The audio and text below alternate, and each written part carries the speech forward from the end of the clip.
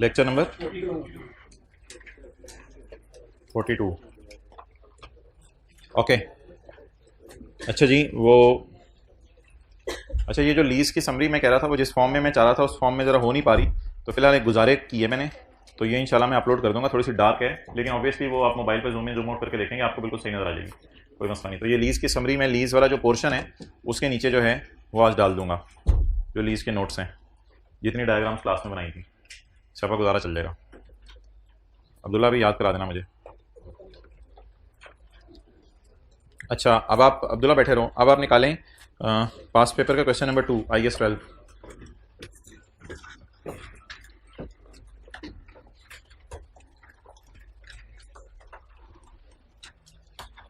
जी, page number 324।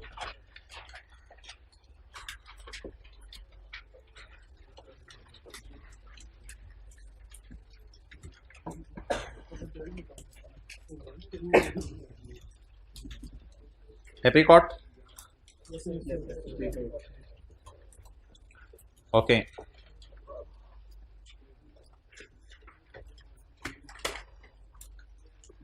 Page 324।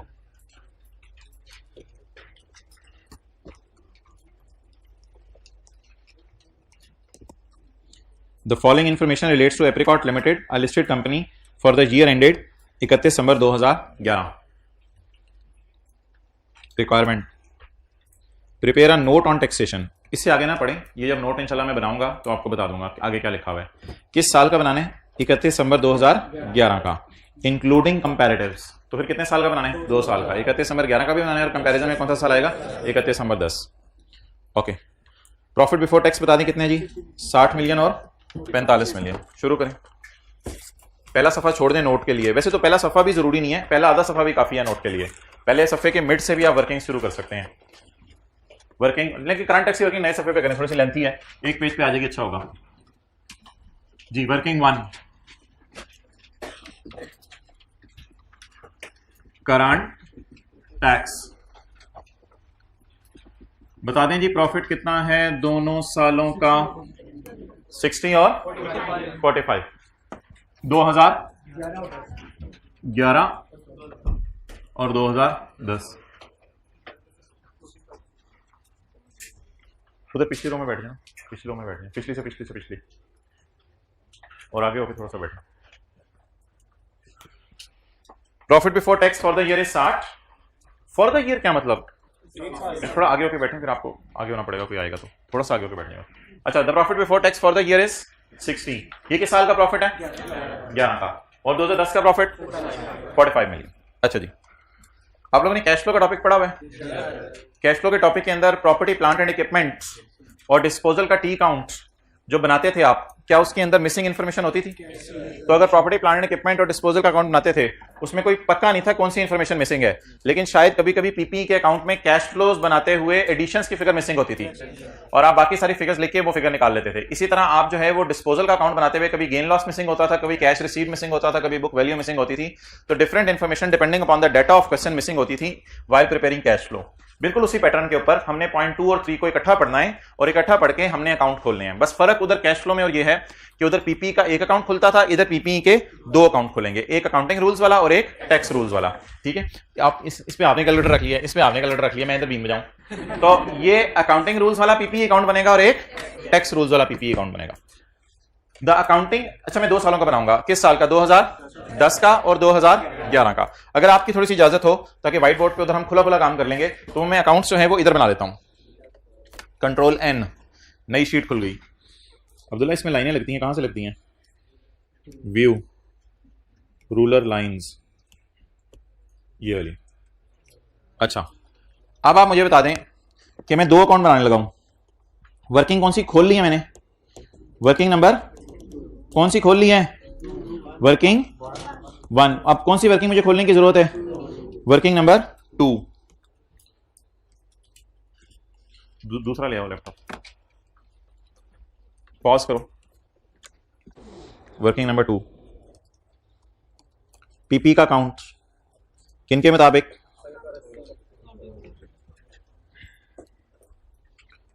PP का count किन rules के मुताबिक बोलें? अकाउंटिंग रूल्स के मुताबिक। जी मुझे बताएं हमारे साल कितने हैं? 2, एक है 2010, एक है 2011। 2010 को मैं कहां से शुरू करूंगा? 1 जनवरी 10 से। और खत्म कहां करूंगा? बोले बोले बोले बोले बोले 31/12/10 पे। ये मेरा पहला साल हो जाएगा। दूसरा साल शुरू कब होगा? 1 जनवरी 11 और खत्म कब होगा? 31/12/11। ये अकाउंट किन रूल्स के मुताबिक बन जाएगा? अकाउंटिंग रूल्स के मुताबिक, यानी IFRS के मुताबिक। और ये वाला वर्किंग 3 एक और अकाउंट बनेगा PPE का, लेकिन वो भाईजान किन रूल्स के मुताबिक बनेगा? टैक्स रूल्स के मुताबिक। वो टैक्स रूल्स के मुताबिक बनेगा। बोलें जी 1 जनवरी 2010 BD आ जाएगा और 31/12/2010 क्या आ जाएगा? CD आ जाएगा। इधर BD आ जाएगा, इधर CD आ जाएगा। फिर ये BD आ जाएगा। देखी जा रहे हैं, साथ साथ नोट किए जा रहे हैं, देखी जा रहे हैं। माशाअल्लाह, सुभान अल्लाह, जज़ाकल्लाह। 31/12 इन्ना लिल्लाह, 31/12/11 कैरी डाउन। इन्ना लिल्लाह अफसोस की बात पे पढ़ते हैं, किसी के मरने पे नहीं पढ़ते। अच्छा जी, जरूर मरने पे भी पढ़ते हैं। अच्छा नाउ अब आप मुझे जो डाटा है सवाल का वो लिखवा दें, लेकिन उतनी देर में मैं कुछ आपसे भी आगे निकल जाऊं और वर्किंग 4 खोल लेता हूं। डिस्पोजल अकाउंट, डिस्पोजल अकाउंट किन रूल्स के मुताबिक? अकाउंटिंग रूल्स के मुताबिक। और वर्किंग नंबर 5 डिस्पोजल अकाउंट किन रूल्स के मुताबिक? टैक्स रूल्स के मुताबिक। मेहरबानी। डिस्पोजल अकाउंट किन रूल्स के मुताबिक? टैक्स रूल्स के मुताबिक। यहां किन की बीवी आएगी? अकाउंटिंग वालों की बीवी आएगी। यहां किन की बीवी आएगी? टैक्स वालों की बीवी आएगी। ओके चलें जी, मिसिंग इन्फॉर्मेशन डलवाना शुरू करें। जो जो इन्फॉर्मेशन पहले अवेलेबल है वो डलवा दें। अभी कुछ हजरात नोट कर रहे हैं। कुछ हजरात ने इतना लंबा टी काउंट बना लिया कि ये आधे सफे पे ये टी काउंट ही चला गया है, हालांकि फिगरें 2 2 3 3 आनी है। चलें जी, द अकाउंटिंग एंड टैक्स वालों की बीवी, लेकिन हमने दोनों को अलग अलग लेके जाना है। सवाल में इकट्ठी दी हुई है बीवियां। द अकाउंटिंग एंड टैक्स वालों की बीवी as on 31 December 10। As on balance sheet type चीज है या P&L टाइप चीज है? Balance sheet type. Was 95 and 90। किस साल की? 31/12/10 की। यहां डाल दूं इसको? नजर नहीं आ रहा अभी, मैं बताता हूं। यहां पे कर दूं? 95 है और उधर कितनी है? दोनों की बीवियां डिफरेंट है ऑब्वियसली। वो 95 है और ये 90 है। और ये CD क्या बन जाएगी? जो कैरिड ऑन बीवी होगी वही ब्रॉड डाउन बीवी होगी। सॉरी, 95 और 90। डन। चलें जी, अगली फिगर क्या दी हुई है? Accounting depreciation for the year is ₹10। For the year कौन सा साल है? अच्छा गए आप। फॉर द ईयर कौन सा साल है? Accounting depreciation for the year is 10। तसल्ली से एक एक करके चलें। Accounting depreciation for the year is 10। यहां डाल दूं? ये अकाउंट आपको रिवाइज करवाया था मैंने। ये accounting depreciation for the year is 10 11 की है, तो ये 11 की 2011 के डेप्रिसिएशन बता दें। डेप्रिसिएशन कितने रुपए? 10 रुपए। ये किस साल की डेप्रिसिएशन है? 11 की। और आगे बताएं। और नहीं सबर ना, पहले ब्रैकेट वाला पूरा करो। 2010 में अकाउंटिंग वालों ने कितने मिलियन डेप्रिशिएट किया? तो ये किस साल की डेप्रिसिएशन होगी? 2010 की। कितनी? डन जी, आगे चलें। आगे आगे आगे, हिम्मत, हौसला, जज्बा। वेयर एज टैक्स वालों की डेप्रिसिएशन इस साल की कितनी है? 8 मिलियन। और पिछले साल की 7 मिलियन। तो इस साल की बताएं मुझे। 8 मिलियन। डेप्री यहां पे लिखने की जरूरत नहीं, टैक्स डेप्रिसिएशन, बस ये डेप्रिसिएशन है। ठीक है, अब्दुल्ला ओवर बता दें कितने? 8। और इधर डेप्रिसिएशन 7। डन। चलें जी, आगे चलें। हो सकता है कोई एडिशन डिस्पोजल हो, अभी किसी नतीजे पे ना पहुंचे, फिगर्स को बैलेंसिंग ना निकालें। ड्यूरिंग द ईयर कौन सा साल? During the year 2011। AL sold a machine for 3 million। AL sold a machine for 3 million। ये क्या आया है? कैश आया। अच्छा, डिस्पोजल अकाउंट में एक ही साल का बना रहा हूं, सिर्फ 2011 का, क्योंकि 2010 में डिस्पोजल नहीं आई। तो कैश यहां डालते हैं अकाउंट में, याद आ रहा है कितना? 3। इधर भी डाल दो कैश 3। हाँ नहीं यार, टैक्स वाले भी यही कहेंगे 3 का एसेट बिका है। एसेट बिकने में तो इख्तलाफ नहीं, मैंने कहा था बीवी में इख्तलाफ होगा। अकाउंटिंग और टैक्स वालों की बीवी डिफरेंट होगी, लेकिन जहां कैश इन्वॉल्व हो जाए ना, वहां किस चीज का इख्तलाफ? टैक्स वाले कहेंगे हमने कितने का बेचा? 3 का। अकाउंटिंग वाले कहेंगे हाँ हमने भी बेचा 3 का, लेकिन दोनों की बीवियां क्या होंगी? डिफरेंट होंगी, इसलिए दोनों का गेन लॉस डिफरेंट आएगा। तो गेन लॉस दोनों का डिफरेंट आएगा, लेकिन दोनों का कैश रिसीव तो क्या होगा? सेम होगा। तो बोलें जी एसेट बेच के कितने पैसे आए? 3 मिलियन। ये हम दो दफा क्यों लिख रहे हैं? FR1 में कैश फ्लो में तो एक दफा लिखते थे।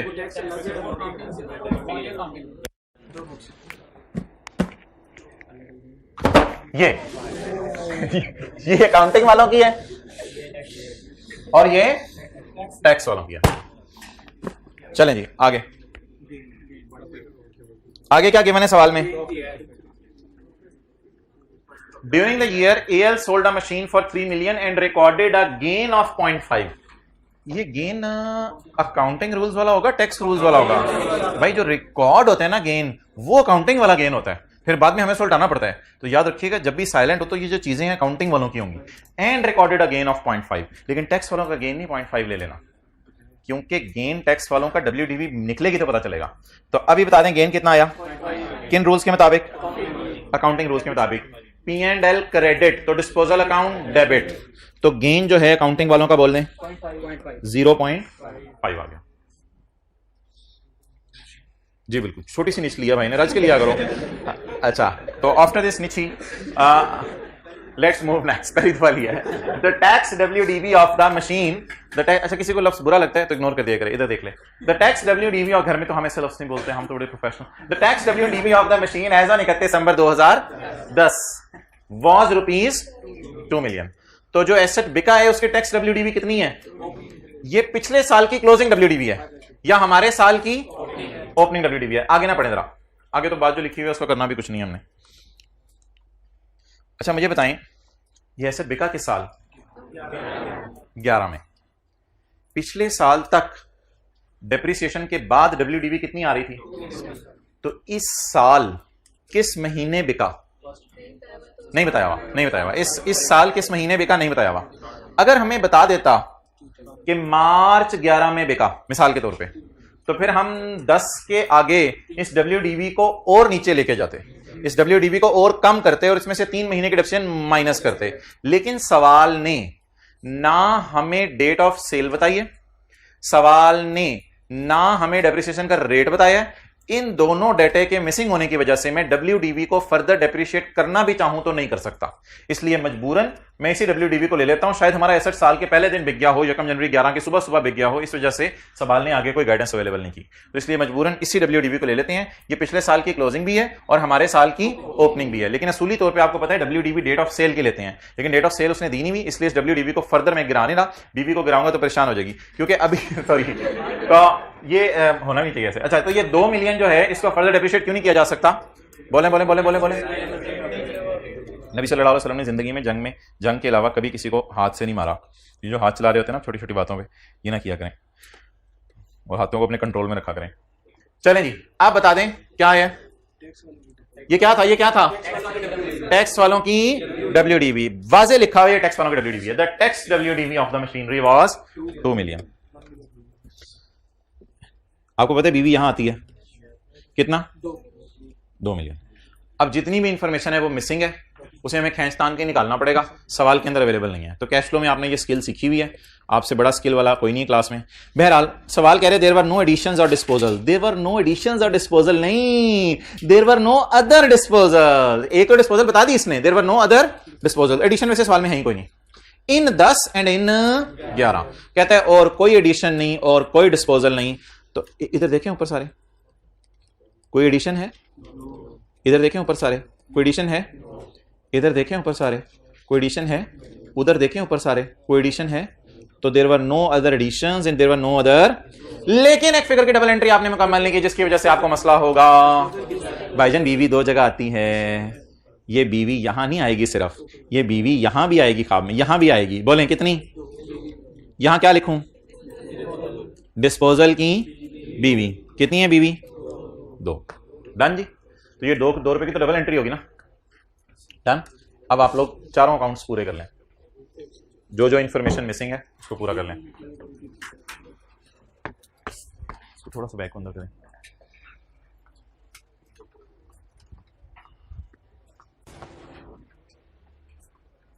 जी अहमद आपके साथ वाले भाई की फिगर चेक करने आ रहा हूं मैं।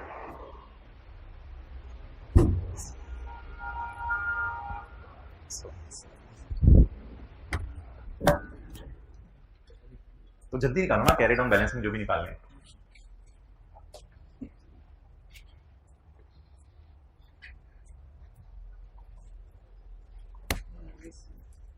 इधर शिफ्ट करवाओ दरमियान में। माशाल्लाह टी अकाउंट ही नहीं खोले यार, छा गया तू। अभी पिक्चर लूंगा, घर जाके बनाऊंगा। तो भी कैसे निकालोगे यार, ऐसे जुल्म ना।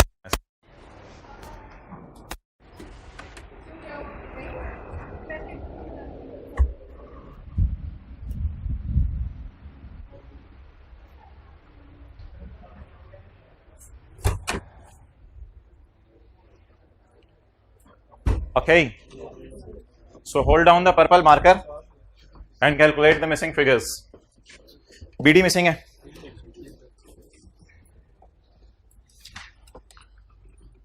पर्पल जी, बैलेंसिंग बोलें। हाँ जी 104। बैलेंसिंग बोलें 90। भैया सारे काम छोड़ के इधर देखना है अब आपने, मौका खत्म हो गया। 97। अच्छा, इधर आपको अगर जहन में हो कि एक डिस्पोजल भी हमने डालनी है। क्यों डालनी है डिस्पोजल? क्योंकि यार अकाउंटिंग वालों ने भी डिस्पोजल बुक करनी होती है, टैक्स वालों ने भी डिस्पोजल बुक करनी होती है। तो यहां पे क्या डालनी है हमने? डिस्पोजल डालनी है। ये डिस्पोजल क्या आएगी मेरी? बैलेंसिंग। ये क्या आएगी? नहीं, बैलेंसिंग नहीं आएगी। क्यों नहीं बैलेंसिंग आएगी? क्योंकि इस अकाउंट में ऑलरेडी कैरी डाउन पे मिसिंग है। तो अब क्या करें, ये जो अकाउंट है इसमें आपको पता है 3 चीजें आती हैं सिर्फ। कैश आता है, बीवी आती है, और कैश और बीवी का डिफरेंस गेन या लॉस आता है। तो इस अकाउंट में बता दें क्या आ रहा है, कैश और गेन आ रहा है, तो इनका डिफरेंस क्या आ जाएगा? बीवी। अकाउंटिंग वालों की बीवी सवाल में गिवन नहीं थी, तो अकाउंटिंग वालों की बीवी कितनी निकल आई? ये 2.5 अकाउंटिंग वालों की बीवी है बिके हुए एसेट की। इस 2.5 को यहां से निकाला और वर्किंग 2 में जाके वर्किंग 4 के नाम से डाला। कितनी है जी?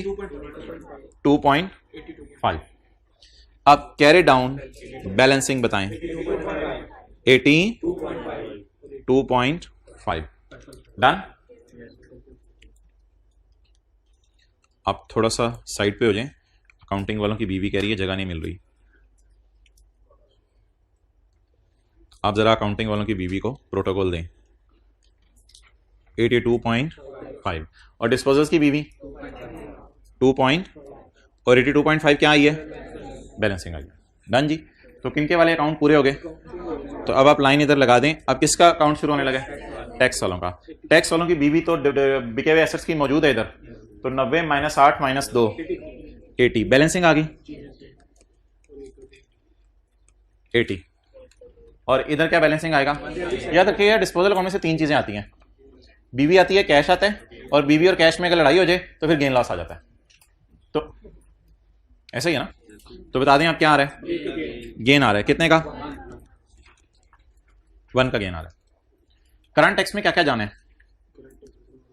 ये जाएगा अकाउंटिंग वालों की डेप्शन जाएगी, अकाउंटिंग वालों की डेप्शन जाएगी करंट टैक्स में, टैक्स वालों की डेप्शन जाएगी करंट टैक्स में, टैक्स वालों की डेप्शन जाएगी करंट टैक्स में, अकाउंटिंग वालों का गेन जाएगा करंट टैक्स में, अकाउंटिंग वालों का सॉरी टैक्स वालों का गेन जाएगा करंट टैक्स में। ये सारी फिगर्स कहां चली जाएंगी? करंट टैक्स में।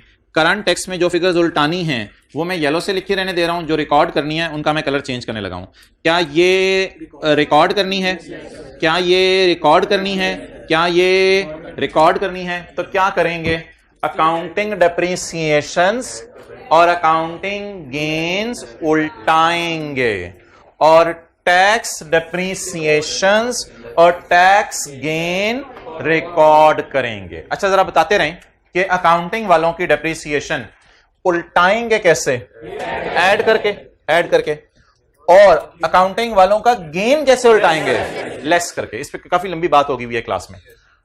टैक्स वालों की डेप्रिसिएशन उल्टाएंगे कैसे? सॉरी रिकॉर्ड कैसे करेंगे? लेस करके।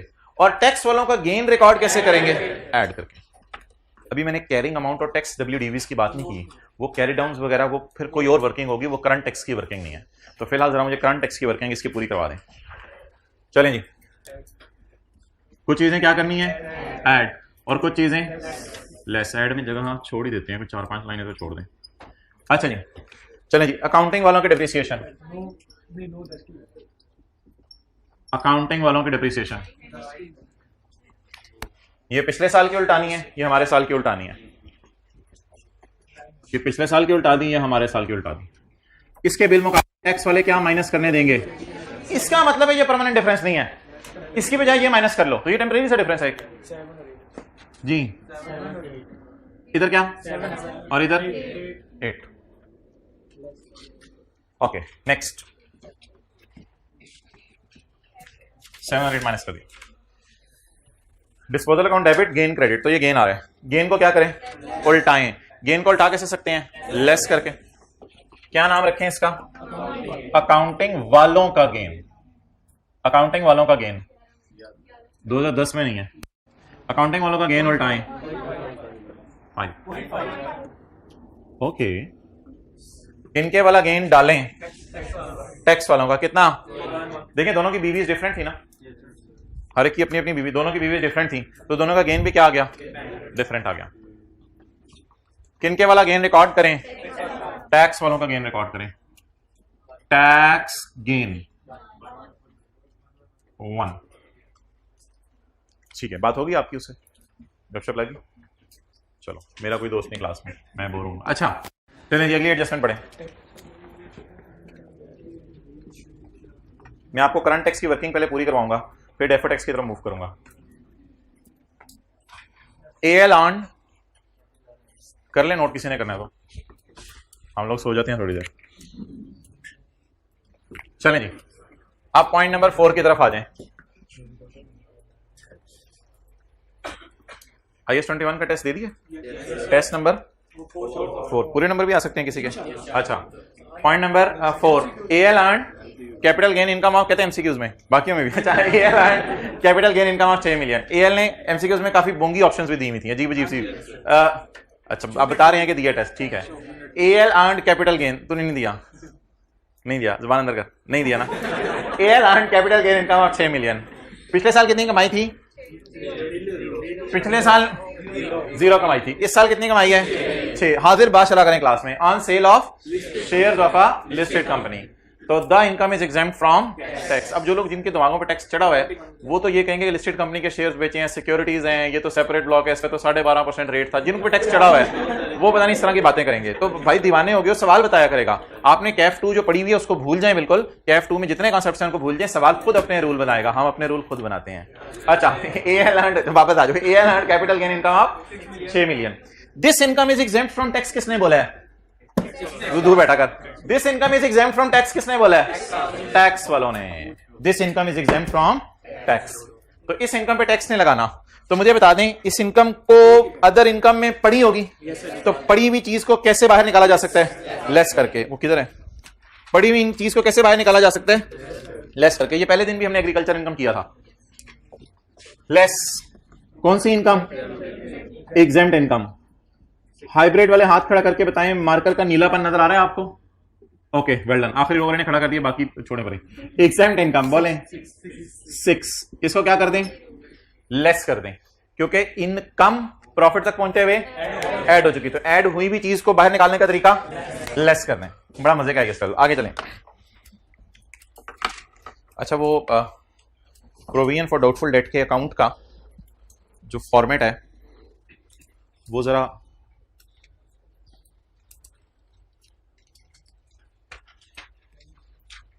प्रोविजन फॉर डाउटफुल डेट के अकाउंट का जो फॉर्मेट है वो आपको याद हो कि ना याद हो, मुझे याद है वो जरा provision for doubtful date brought down था, कैरी डाउन था। मैंने कहा इन दोनों का डिफरेंस है बैड डेट एक्सपेंस। लेकिन अगर कोई एक्चुअली पैसा लेके भागे तो उसका अंदाजा यहां लगाया होता है, तो मैच इसको यहां करके करा देते हैं। तो जो अगली चीज आती है यहां पे वो आती है बैड डेट रिटर्न ऑफ। तो it is the complete format. कल मैंने पहले साल में ये डाला था, फिर दूसरे साल में ये भी डाल के आपको दिखाया था। तो that is bad debt expense and the story of bad debt written of. ये फॉर्मेट है प्रोविजन फॉर डाउटफुल डेट के अकाउंट का। अच्छा ये हम उल्टा दिया करेंगे क्योंकि ये अकाउंटिंग वाले P&L में ले गए होंगे। टैक्स वाले कहेंगे हम आपको सिर्फ माइनस करने देंगे बैड डेट रिटर्न ऑफ। तो क्या उल्टाएंगे, अंदाजा बैड डेट एक्सपेंस, और क्या रिकॉर्ड करेंगे।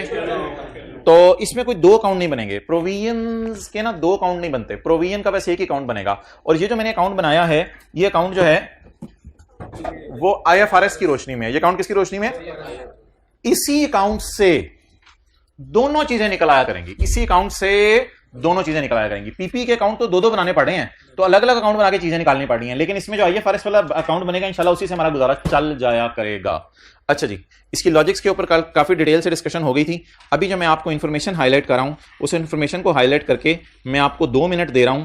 आप हजरात ने जो है वो मुझे बना देना है प्रोविजन फॉर डाउटफुल डेट का अकाउंट 2 सालों का। ये जो मैंने बाद में हाईलाइट किया है, इस इंफॉर्मेशन को जरा पहले पढ़ लें। VII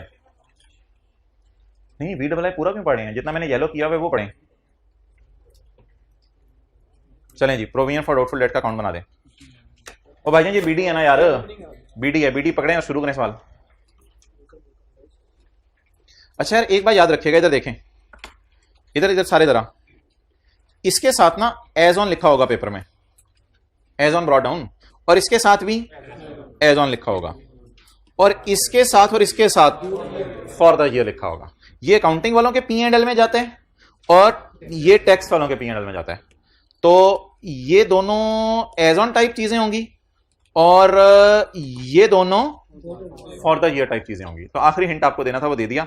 अब भी अगर आप प्रोविजन फॉर डाउटफुल डेट का अकाउंट नहीं बना सकते तो दरवाजा आपके लिए खोला जा रहा है।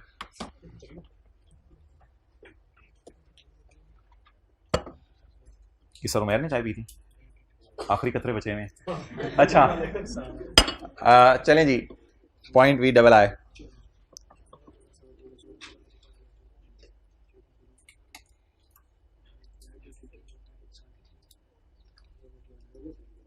व्हाइट और ब्लैक शर्ट, आपका नाम क्या है?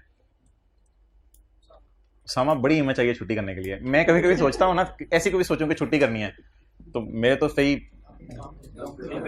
मेरे रोंगटे खड़े हो जाते हैं यार, छुट्टी क्या मतलब, कैसे? मेरे से तो नहीं होती। ठीक है, आपने मेरी क्लास ले ली है? ठीक है, टीचर की क्लास नहीं लेते। अच्छा डन हो गया जी, बन गया 2 सालों का अकाउंट।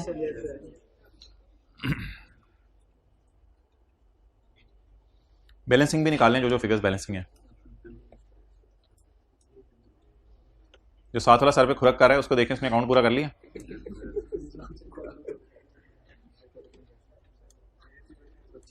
गाइस खुरक में इचिंग नहीं, इचिंग तो खारिश होगा, खुरक कुछ और होगा। Removing the etching.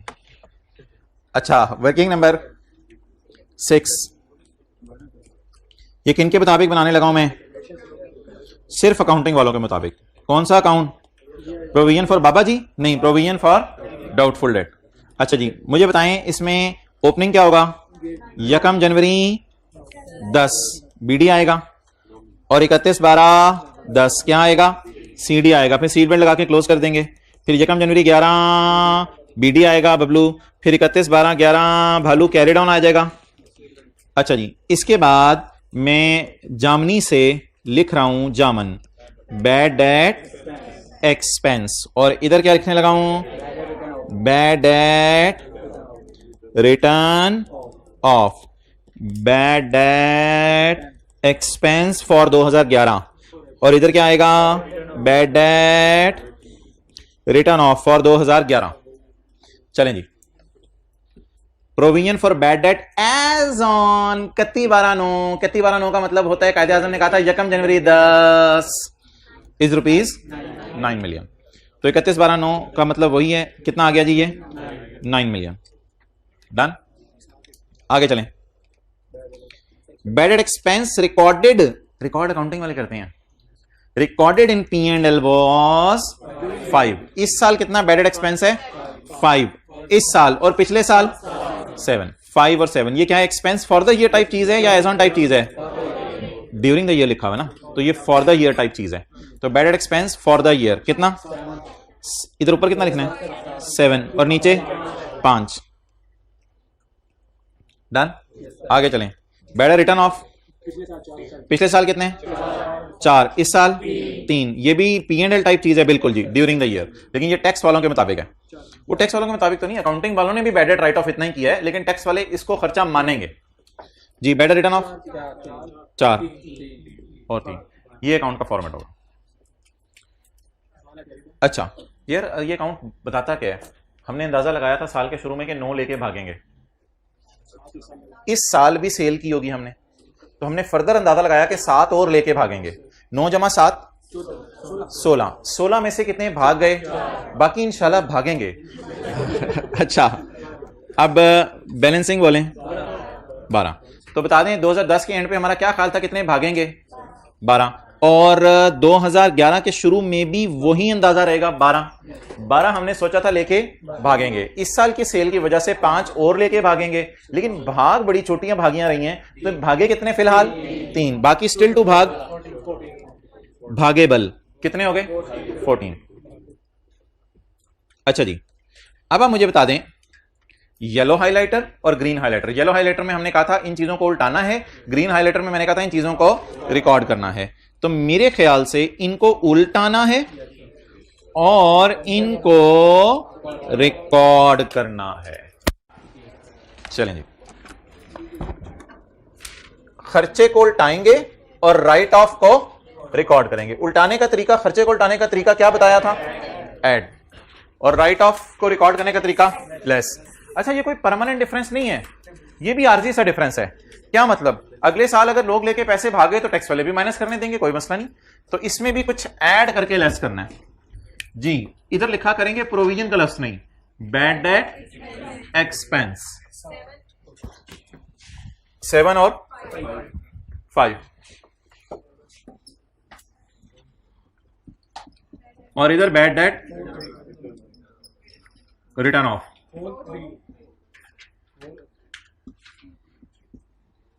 4 और 3।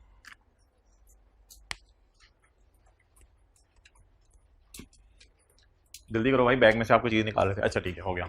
हाईवे क्लास 3rd रो ब्लू शर्ट, हाथ हिला दिया करें। 3rd रो ब्लू शर्ट दरमियान में बैठे हुए, ओके डियर। अच्छा, ये क्या चक्कर था,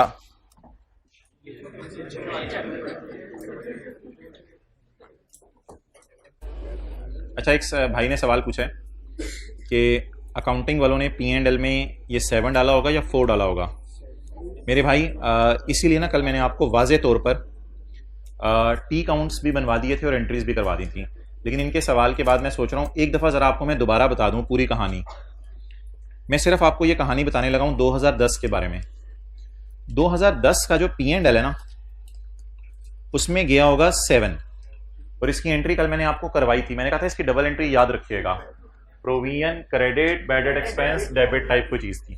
तो ये इसकी डबल एंट्री थी, एक चीज इसकी P&L के मुंह पे आ जाती है और दूसरी चीज यहां आ जाती है। ये जो 4 है ना, ये नहीं जाता कहीं P&L में। ये जो 2010 का बना होगा ना डेटर अकाउंट, 2010 का क्या बना होगा, उस डेटर अकाउंट में ये 4 आया होगा। तो अगर इस 4 को देखो तो ये 4 डेटर की क्रेडिट में जा रहा है और प्रोविजन की डेबिट में जा रहा है, ना कि P&L में। बट अगर इस 7 को देखूं तो ये 7 P&L में खर्चे के तौर पे बुक हो रहा है और दूसरी साइड पे इस अकाउंट में आ रहा है। इसलिए ऐसी जरा भाई ने बात पूछी तो मैंने कहा बता दूं। तो बता दें अकाउंटिंग वाले P&L में क्या लेके गए होंगे। कल मैंने ब्रैकेट में यहां P&L भी लिख दिया था, आज शायद लिखना भूल गया जिस वजह से मजा नहीं आया इनको। तो P&L में 7 और 5 गया, लेकिन डेटर अकाउंट की क्रेडिट पे ये किया। अच्छा, अब अकाउंटिंग वाले कहते हैं कि भाईजान जो भी अंदाजा है वो बुक करो। टैक्स वाले कहते हैं अंदाजा ना देखो, एक्चुअली जो डेटर अकाउंट में क्रेडिट हुए पैसे लेके भागे ये वो है। और अकाउंटिंग वाले इस 4 को इसलिए खर्चा बुक नहीं करते कि ये 9 का ऑलरेडी को बुक हो चुका है, उसके अगेंस्ट भाग रहे हैं, तो दोबारा अकाउंटिंग वाले बुक नहीं करते, इसलिए 4 खर्चे में नहीं गया हुआ। तो अब ये अकाउंट बना तो अकाउंटिंग वाले मुताबिक है, लेकिन लकीली इसमें से दोनों फिगर्स निकल आई हैं। तो टैक्स वाले कितना माइनस करने देंगे, 4, अकाउंटिंग वाले 7 कर चुके हैं माइनस। अब क्या करना पड़ेगा, 7 को ऐड करना पड़ेगा और 4 को माइनस करना पड़ेगा। आगे देखें क्या रह गया सवाल में, कुछ भी नहीं रह गया।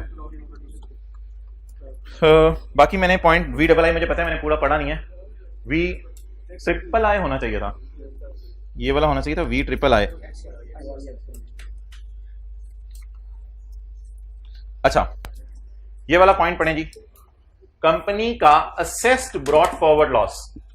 असेस ये होता है कि आप दावा करते हैं मेरा इतना लॉस है, और FBR वाले उसे मान लेते हैं कि ये आपका लॉस है। इसे कहते हैं असेस कर लिया है। जिन्होंने टैक्स पढ़ा हुआ है, एज्यूम्ड असेसमेंट का यही मतलब होता था कि हमने टैक्स इतना कहा कि हमारा इतना लॉस है, टैक्स वालों ने असेस करके बता दिया कि इतना लॉस है। ये जो असेस का लफ्ज है ना, ये असेस का लफ्ज ये टैक्स वाले यूज करते हैं। कौन यूज करते हैं? टैक्स वाले। टैक्स वाले कहते हैं हम मानते हैं कि आपका 2009 में क्या आया था? लॉस आया था। ब्रॉड फॉरवर्ड लॉस इसलिए लिखा हुआ है लॉस, हालांकि ये कैरी डाउन लॉस है 2009 का। ब्रॉड फॉरवर्ड इसलिए लिखा हुआ है ताकि हम 2010 के शुरू में से ब्रॉड फॉरवर्ड का नाम दे दें। तो बता दें टैक्स वालों की नजर में हमारा पिछले साल का लॉस कितना है। अब मैं आपको एक चीज समझाने लगा हूं। शायद कहानी ये थी कि 2009 में कोई टैक्सेबल प्रॉफिट टाइप चीज थी, बल्कि आया था टैक्सेबल लॉस टाइप कोई चीज आई थी। जब पिछले साल लॉस आया होगा तो हमने टैक्स पे नहीं किया होगा, टैक्स पे नहीं किया होगा। अब एक रूल है टैक्स लॉ में जो मैं आपको बताने लगा हूं। टैक्स वाले बहुत ही मेहरबान है, बिजनेसमैन को डिस्करेज नहीं करते। बिजनेसमैन को कहते हैं भाई अगर आपका लॉस आ गया कोई मसला नहीं, आप लॉस अगले साल माइनस कर लो, कोई मसला नहीं, अगले साल माइनस कर लो, कोई मसला नहीं, फिर भी माइनस ना हो अगले साल माइनस कर लो। तो लॉ नहीं ऐसा कोई आप अगर लफ्ज बोल रहे हैं तो वो टैक्स की किताब में आपने पढ़ा होगा, वो कम से कम हमारे इधर के सिलेबस में नहीं है। तो कुछ 6 साल की मुझे आवाज आई थी, ये पता नहीं किसने क्यों बोला मुझे, आई डोंट नो। तो हमारे अपने रूल होंगे, इधर बताया नहीं। तो टैक्स के मुताबिक क्या आया? वो लॉस हम जिस साल माइनस नहीं, जिस साल इस लॉस से कोई बेनिफिट होना चाहिए था, बेनिफिट क्या होना चाहिए था? लॉस आया तो हुकूमत हमें टैक्स देती, लेकिन हुकूमत कहती है ऐसा ना करो, अगले साल अगर तुम्हें प्रॉफिट आ गया तो उतनी तुम्हें बचत करवा देंगे, उतनी तुम्हें बचत करवा देंगे। अब मुझे बताएं पुराने लॉस का मैं क्या सलूक करूं? लॉस को किसके अगेंस्ट खड़ा करूं?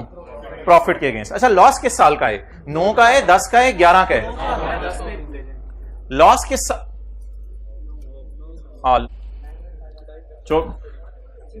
24 घंटे में से 6 घंटे। अच्छा कुछ हम बात कुछ और कर रहे थे, शुरू कुछ और हो गई ऑनलाइन वालों। 24 घंटे में से 6 घंटे सोने के लिए, 2 घंटे खाने के लिए, नमाजों के लिए, 16 घंटे बच गए। 16 घंटे में से आधा घंटा तिलावत के लिए और 6 घंटे क्लास से हमारा टेस्ट हो गया, पीछे 9:30 बच गए, तो 9:30 घंटे हो गए। अब 9:30 घंटे में अगर आप हर सब्जेक्ट को 3-3 घंटे भी दें तो वरना टाइम है, खुला टाइम है यार, अभी से सीरियस हो जाए। आने जाने का टाइम 6 घंटे डाल तो दिए इसके, 6 घंटे क्लासेस के 6 घंटे नहीं है ना, 6 से कम होती हैं। ओके अच्छा भाई ये क्या नाम है इनका? दानिश पोवल ऐसी। अच्छा मोहतरम 2009 में क्या आया है? लॉस आया है। अब जो 2009 में लॉस आया है, इस लॉस को हम इस्तेमाल करेंगे किस में? 2010 के प्रॉफिट में से माइनस करेंगे। लेकिन पहले 2010 का जरा टैक्सेबल प्रॉफिट निकल तो आए। तो आप यहां पे खड़े होकर मुझे 2010 की बताने फिगर कितनी है? 50 और ये 58.5। एक और नया लेस में डालने लगा हूं इधर, ब्रॉड फॉरवर्ड लॉस। प्रॉफिट में प्रॉफिट जमा होता है लेकिन लॉस प्रॉफिट में से क्या होगा? माइनस होगा। ये एक बेनिफिट है, बहुत बड़ी ऑफर है टैक्स वालों की तरफ से। Brought forward loss of 2009 should be deducted from 2000 चल पड़ा of 2009 should be deducted from 2010। बोले 19.25। अच्छा इतना प्रॉफिट था कि सारा लॉस माइनस हो गया या अभी भी कोई लॉस बचा हुआ है? बल्कि प्रॉफिट बचा हुआ है 30.75। अब इधर तो कोई चक्कर ही नहीं, कुछ 58 भाई। इसके साथ बेहतर है लिखें टैक्सेबल प्रॉफिट, डबल अंडरलाइन।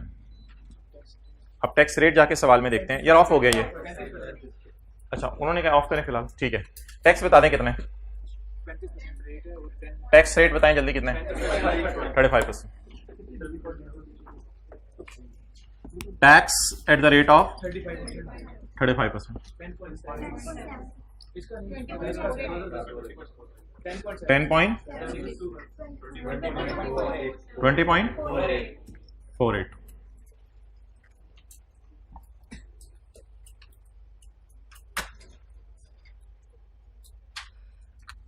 हाँ जी क्या? एंट्री जबरदस्त एंट्री 2010 और 2011। Current tax expense debit, current tax payable credit 10 point. ये एंट्रीज के कोई मार्क्स नहीं होंगे पेपर में क्योंकि उसने मांगी नहीं, लेकिन हम अपने वैसे रिवीजन के लिए current tax expense debit, current tax payable credit 20.48। अब ये डिस्टॉर्शन सी आ गई होगी, इस डिस्टॉर्शन को इंशाल्लाह हम रिमूव करेंगे।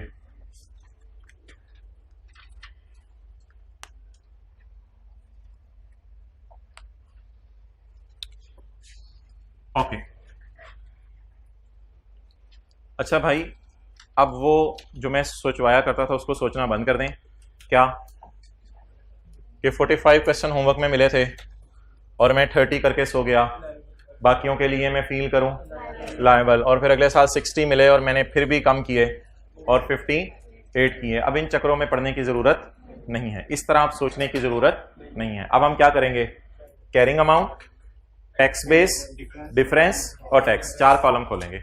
4 कॉलम कितनी चीज़ों के लिए खोलेंगे आप मुझे बता दें। बैलेंस शीट टाइप चीज़ें ढूंढें, बैलेंस शीट टाइप चीज़ें। मैं आपके सामने एक सफ़ा खोल देता हूं क्योंकि इसमें मैंने बैलेंस शीट टाइप चीज़ें ऑलमोस्ट लिखी हुई हैं। बैलेंस शीट टाइप चीज़ें, इनके कैरी डाउन्स वगैरह, इनके कैरी डाउन्स वगैरह और इनके कैरी डाउन्स वगैरह, ये किस तरह की चीज़ें हैं, बैलेंस शीट टाइप चीज़ें हैं। तो मैं बैलेंस शीट टाइप चीज़ें उठाने लगा हूं और उनको कैरिंग अमाउंट और टैक्स बेस की वर्किंग में लेके जाने लगा हूं। लेकिन याद रखिएगा, ये इससे जो मेरा कैरेट, इससे मेरे डेफर टैक्स के टी अकाउंट के कैरी डाउन आएंगे, लेकिन मुझे डीटीईज चाहिए, वो फिर मैं एंड पे बैलेंसिंग निकालूंगा। तो अभी अगर बैलेंस शीट की चीजें उठाऊंगा तो बैलेंस शीट टाइप चीजें निकलेंगी बाहर। तो working number 7, working number 7, deferred tax liability slash asset as on 31 December 10, और इसी तरह deferred tax liability slash asset as on 31/12/11। कितने कॉलम, 4 कॉलम। कौन कौन से, carrying amount, tax base, difference और tax at the rate of 35%। जी अच्छा, डिस्पोजल अकाउंट का कोई कैरी डाउन नहीं होता क्योंकि वो P&L में चला जाता है, एसेट अकाउंट से कैरी डाउन होते हैं। तो पहले कौन सा साल है मेरे सामने, सिर्फ 31/12/10। अकाउंटिंग वालों की बीवी 95, टैक्स वालों की बीवी 90। क्या लिखूं इधर, प्रॉपर्टी प्लांट एंड इक्विपमेंट की बुक वैल्यू अकाउंटिंग वालों की 90। क्लियर। अच्छा, अब एक तो मैंने आपको फॉर्मूला बताया था, असल में ना इधर टैक्सेबल टेम्परेरी डिफरेंस भी आ सकता है और डिडक्टेबल टेम्परेरी डिफरेंस भी आ सकता है। अभी ये बातें समझ नहीं आ रही क्योंकि नई नई है। अगर टैक्सेबल टेम्परेरी डिफरेंस आए तो इधर आएगी डेफर टैक्स लाइबिलिटी, अगर डिडक्टेबल टेम्परेरी डिफरेंस आए तो इधर आएगा डेफर टैक्स एसेट। अब 2 मैंने आपको रूल्स पढ़ाए थे, रूल 1 और 3। रूल 1 ये था, if carrying amount of asset is greater than tax base of asset, then this 5 will be called as taxable temporary difference and it will be called as deferred tax liability. It will be called as deferred tax liability. लेकिन ये तो रट्टा programme था, rule 1। अब हम logic पे चलते हैं। मुझे बताएं, अकाउंटिंग वाले फ्यूचर में कितना डेप्रिशिएट करेंगे? आपको पता है जो आज की बुक वैल्यू होती है वो फ्यूचर में डेप्रिशिएट होती है। अकाउंटिंग वाले फ्यूचर में कितना डेप्रिशिएट करेंगे? 95। टैक्स वाले फ्यूचर में कितना डेप्रिशिएट करेंगे? 90। इसका मतलब है अकाउंटिंग डेप्रिसिएशन फ्यूचर में अगर करंट टैक्स की वर्किंग ज़हन में लाएं तो accounting depreciation will be greater than tax depreciation. जब अकाउंटिंग डेप्रिसिएशन टैक्स डेप्रिसिएशन से बढ़ेगी फ्यूचर में, तो फ्यूचर में करंट टैक्स की वर्किंग में ऐड वाली फिगर 5 रुपए से ज्यादा हो जाएगी। जब फ्यूचर में ऐड वाली फिगर 5 रुपए से ज्यादा हो जाएगी तो टैक्सेबल प्रॉफिट 5 से बढ़ जाएंगे। जब टैक्सेबल प्रॉफिट 5 से बढ़ जाएंगे तो 5 से ज्यादा टैक्स देना पड़ेगा। तो 5 के लिए मैं टैक्सेबल फील करूं, मैं टैक्सेबल फील करूं, तो इसका नाम क्या बनेगा? Taxable temporary difference. लेकिन रूल 1 भी लगा सकते हैं आप। 5, ये कौन सा आ गया? Taxable temporary difference. अच्छा मुझे ये बताएं, अगर आपके कई एसेट्स हों, पीपी हो, इंटेंजिबल्स हो, इन्वेस्टमेंट प्रॉपर्टी हो, प्रोविजन फॉर ग्रेच्युटी हो, कई चीजें हों, तो क्या करें? टीटीडी पे रेट साथ साथ लगाते रहें या सारे टीटीडीज को जमा करके एक दफा भी रेट लग सकता है? एक दफा भी रेट लग सकता है। तो मुझे पता है इसके बेटे का नाम डीटीएल है। अगर आप चाहते हैं इसके बेटे का नाम डीटीएल लिखना तो मैं लिख देता हूं, लेकिन इसके बेटे का कद कितना है वो मैं नहीं निकाल रहा क्योंकि मुझे उससे कोई फर्क नहीं पड़ता। मैं भी सारे टीटीडीज को इकट्ठे करके एक ही दफा इनके साथ जो भी सलूक करना है वो करूंगा। डन? अच्छा जी, ये पहली बात होगी। दूसरी बात, एक और चीज है जो आपके लिए नई है। What is that? Provision for doubtful date. मुझे ये बताएं कि आखिरी साल का कैरी डाउन कितना है। जानबूझ के मैंने पिक्चर को ऐसे आपके सामने शो किया है कि आपको कैरी डाउन कितना नजर आ रहा हो, 14। ये अगले साल का क्या बनेगा, ब्रॉड डाउन कितना, 14। क्या ऐसा हो सकता है अगले साल हम कारोबार बंद कर सकते हैं, हो सकता है हम कारोबार बंद कर दें। और क्या ऐसा हो सकता है कि हमारा अंदाजा एग्जैक्ट मैच कर जाए, हो सकता है, ऐसा भी हो सकता है। तो फिर अगले साल फर्ज करें जो अंदाजा लगाया था वही लोग एक्चुअली पैसा लेके भागे। अब इनका खर्चा बुक करने की जरूरत नहीं है, वो कैरी डाउन में पड़े हुए, मतलब है खर्चा बुक हुआ है, अब इधर डालने की जरूरत नहीं है इनको। जितना अंदाजा लगाया था उतने ही भाग गए। 14 का अंदाजा था, 14 के 14 भाग गए। कैरी डाउन कितना आ गया, 0 आ गया। मुझे बताएं अब क्या अगले साल, जो मैंने सवाल की रिक्वायरमेंट नहीं है हमारा साल, क्या अगले साल ये 14 का खर्चा टैक्स वाले डिडक्ट करने देंगे? बोले बोले डिडक्ट करने देंगे, क्योंकि ये तो एक्चुअल बैड डेट है, तो टैक्स वाले इसको डिडक्ट करने देंगे। क्या मैं प्रोविजन के कैरी डाउन को देख के आज के बाद फिक्रा बोल सकता हूं, it will be deducted in future when actual bad debt will be written off? तो आज आपको एक नई बात बताई, प्रोविजन फॉर डाउटफुल डेट का carry down deductible in future होता है। Deductible in why? Provision is an अंदाजा, 14 इज एन अंदाजा, अंदाजे टैक्स वाले माइनस नहीं करने देते। इस 14 को टैक्स वाले कब माइनस करने देंगे, जब कभी एक्चुअल खर्चा होगा। तो ऐसे ही सफे में कहीं लिखें, सफे के टॉप पे जाके 14 पे स्टार डाल के, दिस 14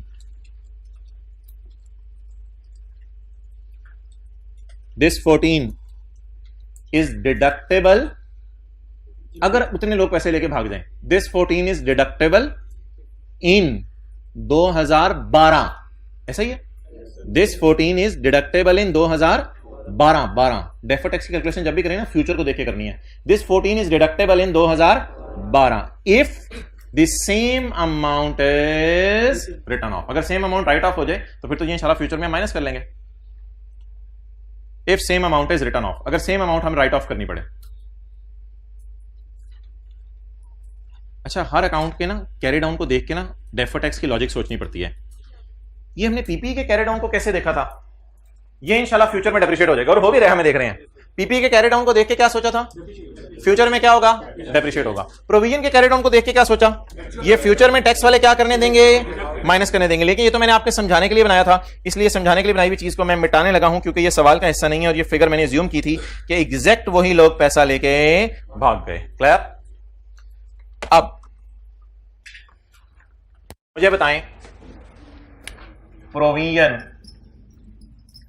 फॉर डाउटफुल डेट, आपको याद है इंट्रो की क्लास में बैलेंस शीट में जाती थी और बैलेंस शीट में डेटर में से माइनस होकर जाती थी, ठीक है। ये प्रोविजन फॉर डाउटफुल डेट की कैरिंग अमाउंट कितनी है पहले साल के एंड पे, एज ऑन पहले साल के एंड पे, 12, as on 31/12/10 provision for DD is 12। यहां ऐसे पढ़ा करें, as on 31/12/10 provision for DD is 12। अच्छा, मुझे ये बताएं कि टैक्स वालों की नजर में भी कोई अंदाजे का अकाउंट बनता होगा? टैक्स वाले प्रोविजंस को मानते हैं, तो जब टैक्स वाले प्रोविजंस को नहीं मानते तो टैक्स वालों की किताबों में कोई प्रोविजन का टी अकाउंट बन रहा है? कुछ बच्चे ना ज्यादा तंग करते हैं कि प्रोविजन फॉर डाउटफुल डेट का कैरी डाउन ऑफ 0 क्यों ले रहे हैं, तो उन बच्चों को आज के बाद में हमेशा के लिए जवाब दे रहा हूं। मैं उनकी रिक्वेस्ट पर प्रोविजन फॉर डीडी का अकाउंट बनाने लगा हूं टैक्स वालों का, जो कि बनाना मकसूद भी नहीं है, मतलूब भी नहीं है। ये अगर अकाउंट बनाए ना तो प्रोविजंस एग्जिस्ट नहीं करती टैक्स वालों की नजर में, बल्कि टैक्स वाले कहते हैं जो राइट ऑफ है वो ही एक्सपेंस है, और कैरी डाउन कितना, 0। फिर अगला साल आता है, टैक्स वाले कहते हैं हमारी नजर में अंदाजे ना लगाओ, भागे कितने, हमने कहा 3 भागे, कहते हैं यही एक्सपेंस है, कितना, 3, अंदाजे मत लगाओ। तो ये अकाउंट बनेगा प्रोविजन फॉर डाउटफुल डेट का किनकी नजर में, but this account is not at all acceptable in ICAP, you are not suppose to prepare this. इससे पहले कि आप नोट करें मैं इसको मिटा दूं, बस सादा सी बात लिख लें, provision for doubtful date have a tax base of 0 हमेशा के लिए। Provision for doubtful date has a tax base क्या होती है, टैक्स वालों की balance sheet, provision for doubtful date will always have a tax base of 0। यानी tax वाले अंदाजे नहीं लगाते, उर्दू में लिख लें of zero. Provision for doubtful date will always have a tax base of zero, और उर्दू में लिखें टैक्स वाले अंदाजे नहीं लगाते। इतनी लंबी बात करने के बाद और एक टी अकाउंट बना के मिटाने के बाद मैं कॉन्फिडेंस से यहां जीरो लिखने लगा हूं। टैक्स वालों की बैलेंस शीट में प्रोविजंस एग्जिस्ट नहीं करती। ओके, आप बता दें ये 12 डिडक्टेबल इन फ्यूचर है, टैक्सेबल इन फ्यूचर है। अभी काफी लंबी चौड़ी बात हुई है। ये 12 टैक्स वाले कब माइनस करने देंगे? जब वो एक्चुअल लेके भागेगा। ये 12 का फिलहाल तो अंदाजा ही है ना हमारा, वो अगली हमारी किस्मत के 3 भागे जो भी भागे। फिलहाल इस साल के एंड पे खड़े होकर हम क्या सोचेंगे कि ये 12 हैं और 12 के 12 भाग भी सकते हैं। तो this 12 will be deductible in future when actually return of, when actually return off. तो क्या मैं कह सकता हूं इस 12 को डिडक्टेबल टेम्परेरी डिफरेंस? तो बता दें इस 12 का क्या नाम रखूं? Deductible temporary difference. और इसके बेटे का नाम deferred tax asset. Why it is deductible in future and why is it A tax saving? अब वो जो मैं आपको अक्सर कहता हूं हार्ड टू क्रंच वाली बात है, डिफरेंट है, मुश्किल है डाइजेस्ट करना, वो बात मैं आपसे करने लगा हूं। इस 12 को टैक्स वाले कब माइनस करने देंगे? जब कभी 11 में, 12 में, 13 में, 2014 में, 15 में, 16 में कभी लोग पैसे लेके भागेंगे तो टैक्स वाले तब माइनस करने देंगे। इस 12 को टैक्स वाले कब माइनस करने देंगे? जब ये एक्चुअल लेके भागेगा। जब टैक्स वाले माइनस करने देंगे तो करंट टैक्स वर्किंग में बैड डेट रिटर्न ऑफ के नाम से ये माइनस होगा। ये 12 माइनस होगा ना टैक्स, ये तो बताया था। 14 इधर बीडी में आए मिसाल के तौर पे, और 14 में बैड डेट रिटर्न ऑफ में भी जाएगा। तो टैक्स वाले इस 12 को कब माइनस करने देंगे? जब एक्चुअली बंदा पैसे लेके भागेगा। जब बंदा पैसे लेके भागेगा तो टैक्स वाले टैक्स की वर्किंग में करंट टैक्स में रिटर्न ऑफ को माइनस करने देंगे। माइनस करने की वजह से प्रॉफिट कम होगा तो टैक्स कम देना पड़ेगा। तो ऐसी हरकत है जिसकी वजह से फ्यूचर में टैक्स सेव हो रहा है। तो टैक्स सेविंग का नाम लायबिलिटी रखें, एसेट रखें, एसेट रखें। इस वजह से इसका नाम एसेट है। डिडक्टेबल क्यों है ये अलग बात है, एसेट क्यों है ये इससे लिंक्ड बात है। दोबारा बताएं डिडक्टेबल क्यों है? ये 12 वाले डेटर जब भी कभी पैसा लेके भागेंगे तो टैक्स वाले इस 12 को डिडक्ट करने देंगे। इसका नाम क्या पड़ गया? Deductible temporary difference. अगला सवाल, जब टैक्स वाले इसको करंट टैक्स की वर्किंग में डिडक्ट करने देंगे बैड रिटर्न ऑफ के नाम से, तो वो करने की वजह से प्रॉफिट्स, टैक्सेबल प्रॉफिट्स कम हो जाएंगे। कम होंगे तो टैक्स कम देना। जब टैक्स कम देना पड़ेगा तो आज खड़े होकर फ्यूचर में हमें क्या मिलनी है? सेविंग। उस सेविंग का नाम क्या रखें? Deferred tax asset. तो इसलिए बताया था डीटीडी के बेटे का नाम डीटीए है। क्लियर? अच्छा, अब आज की क्लास में शायद ये सवाल तो पूरा हो ना सके, लेकिन आपके 5 से 7 मिनट मुझे और चाहिए इसी एडजस्टमेंट के लिए। अब सारे इधर अटेंटिव हो जाएं। मैं डेटर्स का कैरी डाउन एज्यूम कर रहा हूं, डेटर्स का कैरी डाउन एज्यूम कर रहा हूं। सवाल में गिवन नहीं है। डेटर्स का कैरी डाउन क्या कर रहा हूं? एज्यूम कर रहा हूं। कल आपको याद है मैंने डेटर अकाउंट भी खोला हुआ था। फर्स्ट करें, डेटर का कैरी डाउन 100 है पहले साल का। कितना है? 100। अब जरा मुझे बता दें कैरी डाउन कितने हैं? 100। प्रोविजन कितनी है? 12। अगर अगर अगर अगर मुझे डेटर का कैरी डाउन दिया होता, अगर मुझे क्या दिया होता? डेटर का कैरी डाउन दिया होता, तो डेटर का कैरी डाउन कितना? 100 अकाउंटिंग वालों की नजर में, और प्रोविजन का कैरी डाउन कितना? 12। 100। आपको याद है इंट्रो की क्लास में debtor minus provision is equal to net debtors कितना? 88 हो गया। ये जो 88 है टैक्स वालों की नजर में 100, हिम्मत हिम्मत हिम्मत हिम्मत 100 डेटर तो डेटर है ना। टैक्स वाले डेटर्स को तो मानना है, ऐसी तो बात नहीं डेटर्स को नहीं मानेंगे। टैक्स वाले कहेंगे 100 रुपए लोग दे जाएंगे, बस 12 बुरा लेके नहीं भागेंगे। जब भागे तब बताना। तो वर्क प्रोविजन का कैरी डाउन टैक्स वालों की नजर में 0, 100 माइनस 0। क्या इस फॉर्म में भी डेट पेपर में डेटा आ सकता है? जी बिल्कुल, इस फॉर्म में भी पेपर में डेटा आ सकता है, लेकिन जिस मर्जी फॉर्म में हो। अभी मैं 5 मिनट लगा के साबित करूंगा। इधर भी डेफर्ड टैक्स एसेट ही बनेगा और इधर डिडक्टेबल टेम्परेरी डिफरेंस ही आएगा। आप बता दें इस 88 और 100 को सामने रख के फ्यूचर को देख के सोचना होता है, ऐसा ही है। अब इस 88 और 100 को सामने रखें। पहले हमने आसान काम किया था, सिर्फ 12 और 0 को सामने रख के फ्यूचर को सोचा था। अब 88 और 100 को सामने रख के फ्यूचर को सोचें। अच्छा जी, आप मुझे बताएं ये जो 100 है टैक्स वालों की नजर में ये ज्यादा आ रहा है, और 88 है वो अकाउंटिंग वालों की नजर में, इसका मतलब है अकाउंटिंग वाले कोई खर्चा बुक कर चुके हैं जिसकी वजह से डेटा कम हो रहा है। अकाउंटिंग वाले कोई खर्चा बुक कर चुके हैं जिसकी वजह से डेटर कम हो रहा है। तो जब अकाउंटिंग वालों ने खर्चा बुक किया तो अकाउंटिंग वाले डेटर को कम कर चुके हैं, तो अकाउंटिंग वाले खर्चा बुक कर चुके हैं। लेकिन टैक्स वालों ने वो खर्चा बुक, इस वजह से उनके डेटर ज्यादा आ रहे हैं। अब जब टैक्स वाले फ्यूचर में खर्चा बुक करेंगे, क्योंकि ये परमानेंट डिफरेंस नहीं है, ये तो आर्जी सा फर्क है। जब टैक्स वाले फ्यूचर में खर्चा बुक करेंगे तो खर्चा बुक करने की वजह से करंट टैक्स में वो फिगर्स डिडक्ट होंगी। डिडक्ट होने की वजह से प्रॉफिट कम होंगे, तो आज खड़े होकर सोचें तो टैक्स फ्यूचर में क्या देना पड़ेगा, कम देना पड़ेगा। तो इसका मतलब है आज खड़े होकर सोचें तो फ्यूचर में क्या होने वाली है, सेविंग होने वाली है। दोबारा सुन लें इसको। कैरी डाउन डेटर्स का कितना, अकाउंटिंग वालों की नजर में भी, टैक्स वालों की नजर में भी 100। अकाउंटिंग वाले कह रहे हैं 100 में से 12 लेके भाग जाएंगे, टैक्स वाले कह रहे हैं जब भागेंगे तब बताना। इस बुनियाद पर बीवीज कितनी आ गई, 88 और 100। अब जब ये 88 और 100 आ गई तो अब हमें जरा लॉजिक पे सोचना है कि अकाउंटिंग वालों ने 12 का खर्चा किसी भी नाम से बुक कर, जो खर्चा अकाउंटिंग वालों ने बुक कर लिया, टैक्स वाले कब बुक करेंगे ये 12, जब कभी डेटर पैसे लेके भागेगा, और जब भागेगा तो फिर टैक्स वाले 12 माइनस करने देंगे। तो इसका मतलब डिडक्टेबल इन फ्यूचर। तो जब डिडक्टेबल इन फ्यूचर, तो डिडक्ट होने की वजह से टैक्सेबल प्रॉफिट्स, जब टैक्सेबल प्रॉफिट्स कम होंगे तो फ्यूचर में टैक्स सेव होगा। सेविंग का नाम क्या रखूं, डेफर्ड टैक्स एसेट। तो डिफरेंस 12 और उसके ऊपर टैक्स जो भी निकलेगा ये डिडक्टेबल टेम्परेरी डिफरेंस है, और इसका नाम डेफर्ड टैक्स एसेट। और डेटर कौन है, डेटर एसेट अकाउंट होता है, लायबिलिटी अकाउंट, एसेट अकाउंट। वो जो हमारा रूल नंबर 2 था ना, वो मैंने समझाने की आपको कोशिश की है। If carrying amount of asset is less than tax base of asset, इधर कैरिंग अमाउंट ऑफ 12 और सिफर को ना देखें अभी, इधर carrying amount of asset greater थी टैक्स बेस से, इधर क्या आ गई, लेस आ गई। रूल 2 देखें, ढूंढें page number 539।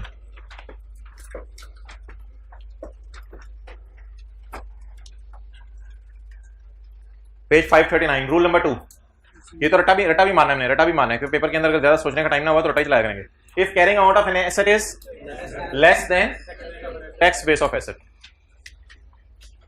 Is debtor an asset, बोलो is debtor an asset, is carrying amount is less than tax base, then बाप का नाम रूल नंबर 2 और बेटे का नाम deferred tax asset, deductible temporary asset. यार मैं पूरी रात रोंदे रहे, इस बाप का नाम बेटे का नाम मिक्स करके इसने कुछ दादा बनाने की कोशिश की है।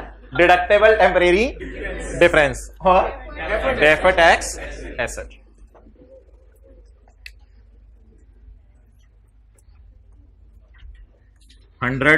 एज्यूम किया मैंने, 100 एज्यूम किया मैंने। आपकी किताब पर जहां ये सवाल है, ये वाला जो सवाल हम कर रहे हैं 5 क्वेश्चन 2, उसके साथ वाला सफा खाली है नहीं, उसके थोड़ा सा खाली है नीचे से, तो वहां पे आप चाहें तो ये बात नोट कर सकते हैं। ये अपने सोल्यूशन में ना डालिएगा, फिर आपने ढूंढ रहे होने 100 कहां से आया है। तो ये किताब रूल के साथ जहां मर्जी लिख लो, ज्यादा तफसील ना पूछा करो बात की। तो इधर किताब पे ही कहीं लिख लें इसको। 100 रुपए के डेटर हमने एज्यूम किए हैं, और ये रूल नंबर कौन सा बने, रूल 2। आहिस्ता आहिस्ता देखें, डेली आते रहें, ये लॉजिक्स थोड़ी थोड़ी करके जहन में बनती रहेंगी, रिवाइज भी होती रहेंगी। आज देखें ना 95 और 90 रिवाइज हुआ है, कल इंशाल्लाह दोबारा प्रोविजन टाइप कोई चीज रिवाइज हो जाएगी।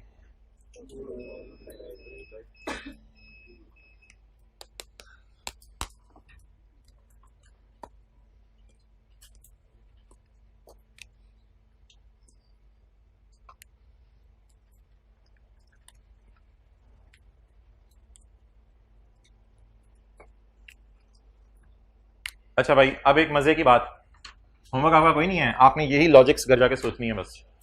अच्छा, अब एक मजे की बात, आज नहीं एथिक्स याद करने, वो 3 दिन से मैं बता रहा हूँ एथिक्स याद करने हैं। वो प्रोजेक्टर नहीं चल रहा, मैंने आ जाना फिर। अच्छा चल रहे, देखो आप, अब्दुल्ला राजपूत, मुझे आपकी आवाज लगी थी, कौन बोले थे जी? ऑन हो गया उधर प्रोजेक्टर? अच्छा पॉज कर दो ना। अच्छा, तो मैं इधर लिख रहा था कि मज़े की बात यह है, इस 12 के बारे में मैंने आपको कैसे सोचवाया है, घर जाके कैसे सोचने अकेले में बैठ के। ये 12 रुपए टैक्स वाले कब माइनस करने देंगे, जब कभी वो एक्चुअली पैसे लेके भागेगा, इसलिए इसको डिडक्टेबल इन फ्यूचर। जब माइनस करेंगे तो प्रॉफिट क्या होगा, रहने दो इसको, छोड़ो भाई, प्रॉफिट कम होगा, प्रॉफिट कम होने से टैक्स कम होगा, तो टैक्स की सेविंग को बुक करने का नाम क्या है, डेफर्ड टैक्स एसेट। अब मेरा आपसे ये सवाल है कि क्या मैं 5 को 35% से मल्टीप्लाई करके यहां जो जवाब आ रहा है वो लिखूं, और 12 को 35% से मल्टीप्लाई करके यहां जो जवाब आ रहा है वो लिखूं, या फिर मैं इनको जमा करूं या नेट करूं? नेट करूं। अच्छा, 2 गांव हैं, एक गांव चीचू की मलिया में है, एक गांव जो है वो इथोपिया में है। तो इस टीटीडी के गांव से कितने बंदे आए? 5। डीटीडी के गांव से कितने बंदे आए? 12। और पानी वाली बंदूकें लेके मार रहे हैं एक दूसरे को। अच्छा, आप बता दें कितने बचे? 7 बंदे बचे। किस गांव वाले? डीटीडी वाले। 7 बंदे डीटीडी के गांव वाले बचे। डन हो गया। अब डीटीडी के बेटे का नाम आजकल क्या है? इंशाल्लाह यही रहेगा। तो डीटी ए, बेटे की उम्र निकालना है 2.4। 7 को जरूर दें 35% से 2.45। अगले साल की कैलकुलेशन मुझे कर दें 31, 12, 11। एक 2 मिनट लग, ये 2 फिगर्स डालें इनकी। 31, 12, 11 की कैलकुलेशन कर दें।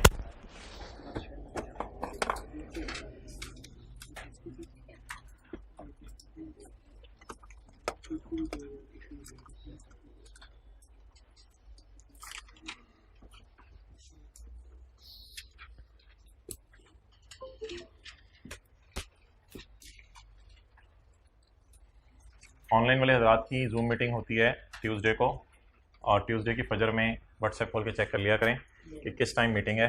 पिछली रात को जो है वो मैसेज आ गया होता है, और मीटिंग में 20-25 मिनट में वेट करता हूँ, तकरीबन 20 मिनट। अगर कोई ना आए या सवाल ख़त्म हो जाए तो मीटिंग क्लोज़ कर दी जाती है। उसके बाद अगर आप मीटिंग को प्रेस करके ये कह रहे होते हैं कि मीटिंग कब शुरू हुई थी तो कब ख़त्म हुई थी, तो ये आपका कसूर है, इसमें मेरा क्या कसूर है। अच्छा, तो ये तो आप इस समझने के लिए लिखा था। और अगर कोई बंदा ये लेक्चर बड़ी ईद के करीब सुन रहा है, खुदा के लिए आगे बड़े लेक्चर पड़े हैं, जल्दी जल्दी कवर कर ले, वरना मैं क्या कहूँ, खुदा के लिए आगे बिल्कुल टाइम नहीं मिलना। अगस्त में आपके 6-6 घंटे की 2 क्लासें, यानी 12 घंटे की क्लास एक मुझे चाहिए होती है, और 1-2 दिन वैसे ही अगस्त में ऊपर लग जाते हैं, नॉर्मल भी, वो पता नहीं चलता। तो इसलिए जितना भी है वो साथ साथ अभी आप कवर करने की कोशिश करें, इसको पेंडिंग ना छोड़ें। और ये मैं शौक से नहीं कर रहा, ऑब्वियसली जो भी है सिलेबस की मजबूरी है। 31, 12, 11 बताएं ये कैरिंग अमाउंट्स, पीपी और प्रोविजन फॉर डाउटफुल डेट। अच्छा देखें, जैसे जैसे दिन आगे बढ़ेंगे ना, आपको चीज़ों में आसानियां महसूस होंगी। वजह सुने क्यों। अभी ये जो 4 फिगर्स है ना, ये मुझे उम्मीद है इंशाल्लाह 99% बच्चे सही बता देंगे, क्योंकि ये फिगर्स उठाना बड़ी आसान है। फिर जो फड्डा रह जाता है ना कि ये टीटीडी पैदा होना है या डीटीडी पैदा होना है, और फिर आगे उसका बच्चा कौन सा पैदा होना है, डीटीएल पैदा होना है या डीटीए पैदा होना है, इस फड्डे पे थोड़ी हमारी डिस्कशन हो जाती है। वो डिस्कशन भी कभी कभी हम अगर ना करना चाह रहे हो तो रूल 1, 2, 3, 4 पे नजर मार आते हैं, रूल 1, 2, 3, 4 पे नजर मार के कर लेते हैं। प्रोविजन के लिए कौन सा रूल है ये भी आपने देखना नहीं है, ये मैंने आपको लॉजिक पे समझाया। प्रोविजन के लिए 4 रूल में से कौन सा रूल है वो मैं कल बताऊंगा। फिलहाल मैंने इसको डेटर में करवा के एक रूल बता दिया था। अच्छा जी, कैरिंग अमाउंट्स और टैक्स बेस, पीपीई की। अच्छा इधर से पढ़ा करें, एज ऑन 31, 12, 11 अकाउंटिंग वालों का पीपीई जी कितना 82.5, और टैक्स वालों का पीपीई 80, 82.5 और 80। As on 31, 12, 11 provision for doubtful debt का कैरी डाउन 14, और टैक्स वालों की डब्ल्यूडीवी या टैक्स वालों की कैरिंग अमाउंट, इसकी कोई एग्जिस्ट नहीं करता। टैक्स वालों की नजर में प्रोविजन का अकाउंट एग्जिस्ट नहीं करता। ओके, अब मुझे बता दें डिफरेंस। वैसे तो रूल 1 लग सकता है, carrying amount of asset is greater than tax base of asset, लेकिन थोड़ा सा सोच लेते हैं क्या है हमारा। वेले बैठे हुए हैं। अकाउंटिंग वाले फ्यूचर में कितना डेप्रिशिएट करेंगे 82.5, टैक्स वाले जिसकी वजह से अकाउंटिंग डेफिसिएंट बढ़ेगी। अकाउंटिंग डेफिसिएंट बढ़ने की वजह से फ्यूचर के टैक्सेबल प्रॉफिट बढ़ जाएंगे। जब टैक्सेबल प्रॉफिट बढ़ेंगे तो टैक्स ज्यादा देना पड़ेगा, तो टैक्सेबल फील करें। तो 2.5 TDD इस तरह बोला करें घर में, जरा मजा आएगा। TDD निकल आया, पुत्र की हो गया, अम्मी TDD निकल आया मुझे। अच्छा आगे चलें, पुत्र कोई नहीं, थोड़ी देर बाद DTD भी आएगा। ओ अम्मी वेल, अच्छा जी। अच्छा अब आप 14 और 0 का डिफरेंस कैलकुलेटर बना लीजिएगा। शर्म सी आएगी कैलकुलेटर को भी। 14 चपेड़, कैलकुलेटर भी चपेड़ा नहीं चाहिए एक जो आपके मुंह पे आगे लगे।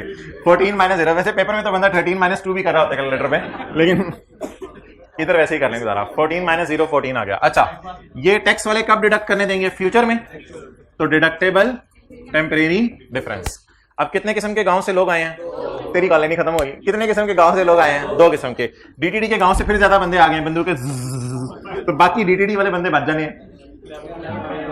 11.5 डिडक्टेबल टेम्परेरी डिफरेंस। इनके बेटे का नाम डेफर्ड टैक्स एसेट, इनके पुत्र का नाम है आजकल। 4 पॉइंट नहीं पॉइंट्स के बाद 2 डिजिट्स बस कराएं। 4.03। रोहतरम, रेड शर्ट, ग्लासेस, 2 आइज, खड़े हो जाएं, खड़े हो जाएं। एंट्रीज बताएं डीटी की। हाँ, डीटी की एंट्रीज बताएं। आप खड़े हो जाए। नेक्स्ट, डीटी की एंट्रीज बताएं। कुछ बोल के बैठ जाना है, बस कुछ बोल के बैठ जाएं। आप खड़े हो जाएं, डीटी की एंट्रीज बताएं। आप खड़े हो जाएं, डीटीई की एंट्रीज बताएं। आप खड़े हो जाएं, डीटीई की एंट्रीज बताएं। आप खड़े हो जाएं, डीटी की एंट्रीज बताएं। आप खड़े हो जाएं, डीटी, बंदे ने जवाब दे दिया सही। आप खड़े हो जाएं, डीटी की, हाँ बैठ जाएं। पहले टी कौन बनेगा, ये बोलना था। पहले क्या बनेगा, टी काउंट बनेगा। फिर टी काउंट से क्या निकलेंगे बाहर, एंट्रीज निकलेंगे। टी काउंट बनाएंगे। अच्छा मुझे ये बताएं, टी काउंट कितने सालों का बनाना है? 2010 और 2011। अगली बात का जवाब आपने डंके की चोट पे देना है कि 2010 और 11 का जो मैं अकाउंट बनाऊंगा उसमें पहली तारीख कहां से शुरू करूंगा? 1 जनवरी 10 से शुरू करूंगा। क्या मुझे बताएं, 31/12/11 में मेरे और टैक्स वालों में इख्तलाफ है। 31/12/11 में अकाउंटिंग वालों की और टैक्स वालों की बीवी में लड़ाई हो रही है। 31/12/10 को खड़े होकर अकाउंटिंग और टैक्स वालों की बीवी में लड़ाई हो रही है। तो क्या 31/12/9 पे भी अकाउंटिंग और टैक्स वालों की बीवी में लड़ाई हुई होगी ना? हुई होगी या नहीं हुई होगी? तो सोचनी आपस में क्या लड़ाई हुई होगी? तो 31/12/9 पे खड़े होके भी अकाउंटिंग और टैक्स वालों की बीवी में लड़ाई हुई होगी, या तब सब बराबर होंगी वैल्यूज? लड़ाई हुई होगी। तो 31/12/9 की कैलकुलेशन मुझे करने की जरूरत है, या 31/12/9 का कैरी डाउन शायद सवाल में दिया हो? अगर 31/12/9 के कैरी डाउन के साथ उसने डीटीडी लिखा हुआ तो फिर हम रेट लगाएंगे डीटीए निकालने के लिए। लेकिन अगर 31/12/9 बोला था मैंने, 31/12/9, अगर 31 जा रहे हैं। Okay guys, so what I was saying कि 31/12/9 मैंने बोलना था। 31/12/9 का अगर हमें डीटीडी दे दे तो रेट लगा के डीटीए निकाल लेंगे। बाप गिवन और टू, बेटा तो पता चल ही जाएगा। और अगर दे ही डीटीए दे तो फिर तो बहुत अच्छी बात है। अच्छा मुझे बता दें, टी काउंट में क्या जाते हैं? बाप जाते हैं, बेटा जाता है? जल्दी बताएं, टी काउंट में बाप जाता है, बेटा जाता है? बाप को तो आप, बेटे को तो सैर कराएं। तो बताएं कहां पे लेके, मतलब कि खोरी होनी है ना सैर करने में, इसलिए मैं किसका, तो आप बताएं किसको सैर करानी है? टी काउंट किसका बनता है? डेफर्ड टैक्स लायबिलिटी या एसेट का टी काउंट बनता है ना। तो अब 31/12/11 का ये डीटी है, 31/12/11 का ये डीटी है, 31/12/10 का ये डीटी है, और 31/12/9 का डीटीए फॉल सीलिंग में मैंने छुपाया हुआ, मैं आपको दिखा नहीं रहा, उस सवाल से जाके ढूंढ लेते हैं। इसी तरह की एक कैलकुलेशन, ये फॉल सीलिंग आप उठाएंगे तो वर्किंग एक हुई होगी deferred tax liability as on 31/12/9 को।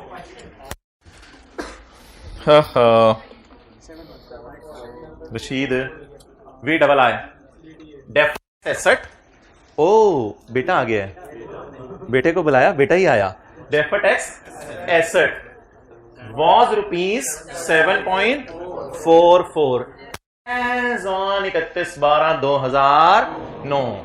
तो अब मुझे बता दें, शायद ये कुछ इस किस्म की बात कर रहा है। एज ऑन 31/12/9, वैसे रिदम में चलूं तो मुझे फिर ऊपर लिखना चाहिए था। 31/12/9 को डेफर्ड टैक्स एसेट कितने? 7.44। इसने सही निकाला होगा या हम चेक कर लें? नहीं सही निकाला होगा, कोई नहीं, सही निकाला होगा 7 चेक भी तो है। ये बीडीज वगैरह अवेलेबल है वैसे, लेकिन छोड़े। अच्छा जी, 31/12/9 का बैलेंस क्या सवाल में अवेलेबल है? अब हम किसका अकाउंट खोलें? शुक्र है प्लांट मशीनरी नहीं बोला आपने। किसका अकाउंट खोलें?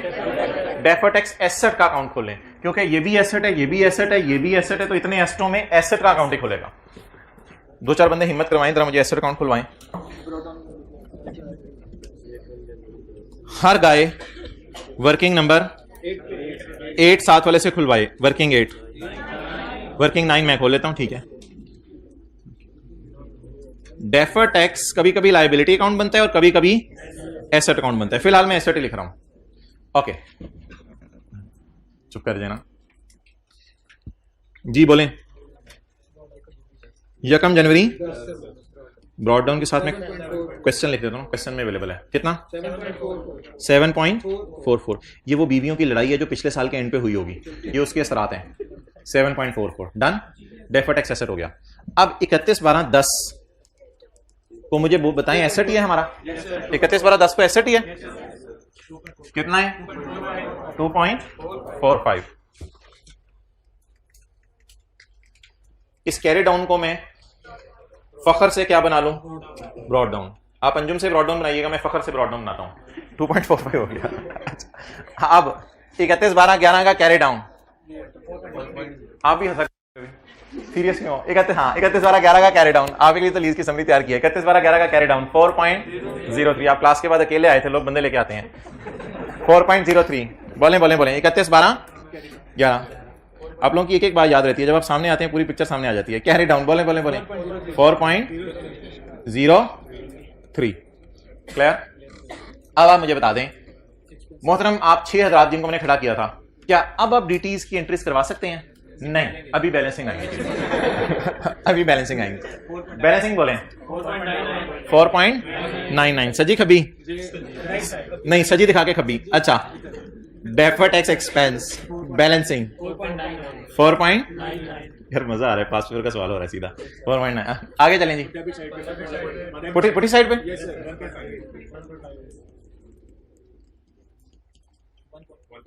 1.58। मोहतरम आप एंट्रीज हो सकती हैं? हाँ आप हो सकती हैं बालू। अच्छा जी, एंट्री आप बताएं। अच्छा, आपको पता है ये वाला अकाउंट क्रेडिट हो रहा होता है और ये फिर डेबिट हो रहा है। एंट्री जरा निकालें बाहर। DT debit, DTA credit.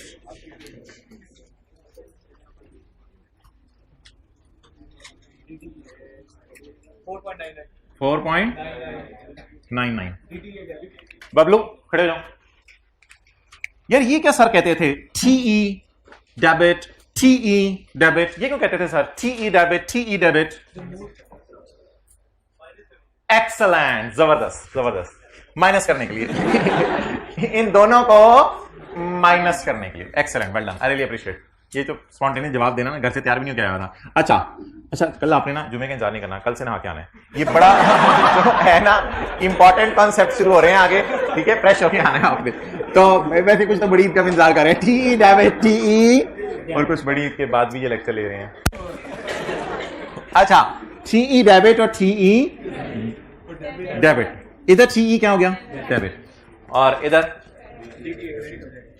DTA debit और डीटी क्रेडिट।